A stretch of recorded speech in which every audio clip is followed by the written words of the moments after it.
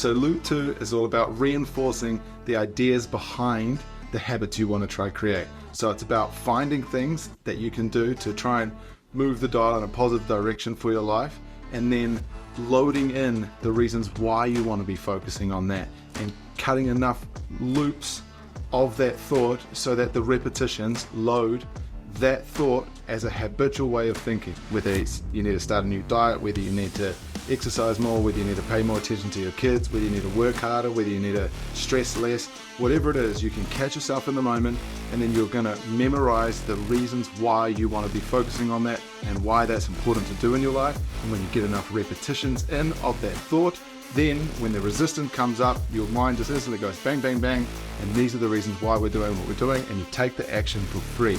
It takes the conscious effort out of loading these new habits that you know are going to make a positive difference. Even like Charlie, my wife, has said, like, you seem different, you know, so like you seem more like relaxed and positive and just happier, you know. You're like, oh yeah, it's doing something. I don't know, there's not many things in life where you get like a noticeable change towards the positive that don't like cost you heaps. We are a sum of the experiences. I'm spitting Nick back at Nick.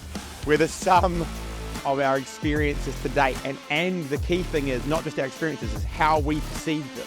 You know, like, because sometimes I'm reluctant, but I just do it, and then you get back into the groove of it, and You write your own future, and it happens again, and you're like, see, I was right. Like, whereas you can grab it when you see it, because you understand it better now, grab it and go, no, you flip it, and you change how you look at it. So how many loops have you done? just like before, I was like 200 on. Yeah, which is I think that's a good amount where you start to actually see the difference. Like I think you have to do it for 30 days and figure it out, and then adjust your loops.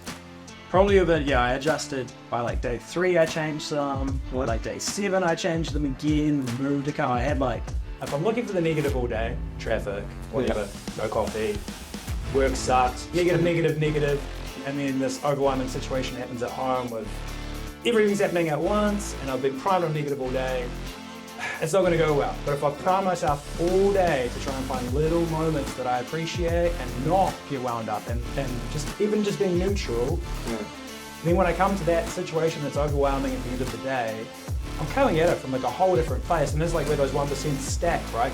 Yeah, it might not succeed the first time, but if you're persistent with it, you can rewrite those pathways, those habits, those expectations. It comes down to, like you say, it's down to rep. Okay, now I know this might sound a little bit funny, but here's a cool hack for starting the habit of opening the app and doing your focus points. Now what you do, get a sticky plaster or whatever you've got at home, whether it's a piece of sellotape or just a colored piece of tape that you can write on, and write loop on it, and then tape it to your toothbrush.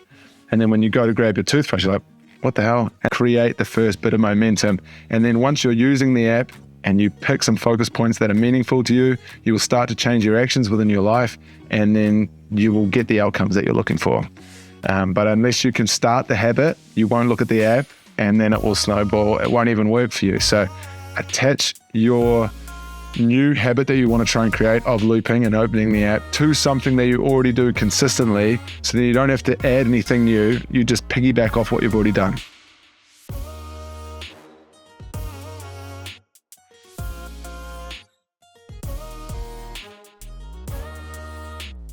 A loop is any one of these things. So I've broken it into 3 categories. There's creativity, which is the highest level. We'll go into that in a sec. Then there's the one that's straight across, which I recommend for everyone to just try and learn, so that you can just start pinging them in when you feel the tension build.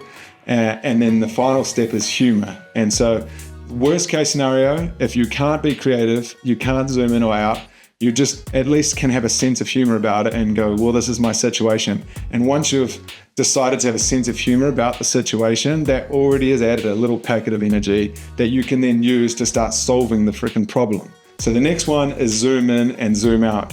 Zooming in is all about finding the details in what you're doing. So if you're doing something that's tedious or boring, finding little details in it that get you excited so that you can push through and make sure that you do it to the best of your abilities.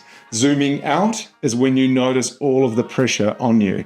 And so A really easy way to zoom out is into space and think I'm one of 7 billion smart monkeys on the crust of a planet traveling 96,000 kilometers an hour around our sun, which is in a sea of suns. That's called a galaxy, and that is in the thick of space. And as soon as you get out to that level, it's like, what's my problem now? Like, am I really this upset that my employee called in sick today? Am I really this upset that there's this job that I have to do right now? Am I really this upset that I have to sit down with the accountant for the whole afternoon trying to figure out where the money's going? Is it that, anything that's adding pressure to your day, you can zoom out in space, but you can also zoom out in time. And so you can go, when I'm 80 years old and I'm looking back in my life, am I going to remember this moment in this day? And if not, then that in itself has just removed some of the pressure. And so now when you have a clearer mind because you're removing pressure, you have a greater ability to find the next solution. And so it's all about relieving the pressure, keeping your mind clear so that it's free to come up with the next pathway, the next thing you're going to do with less stress and more ability to execute. Here's 3 loops. I've just gone through them, but we've got space monkeys, we've got old me, and then you can just have appreciation. You can trigger in when there's a bunch of tension. So for example, you're driving to work, you've got an important meeting, you're going to be slightly late, there's new roadworks. In that moment, if you focus on all of those things, you are not going to have as good a meeting as if you could zoom out to space monkeys and think, when I'm 80 years old, am I really going to think about the fact that I was sitting in the traffic? Or am I going to think, oh my God, I landed that deal? And if you think, oh my God, I landed that deal, that gives you the energy to go like, no, I'm just going to smash it anyway. I can't make myself go any faster. I'm going to smash it. And then this last one, appreciation, that is for in the moments that you catch yourself that you're not having a good day, just say you're in that traffic. Instead of focusing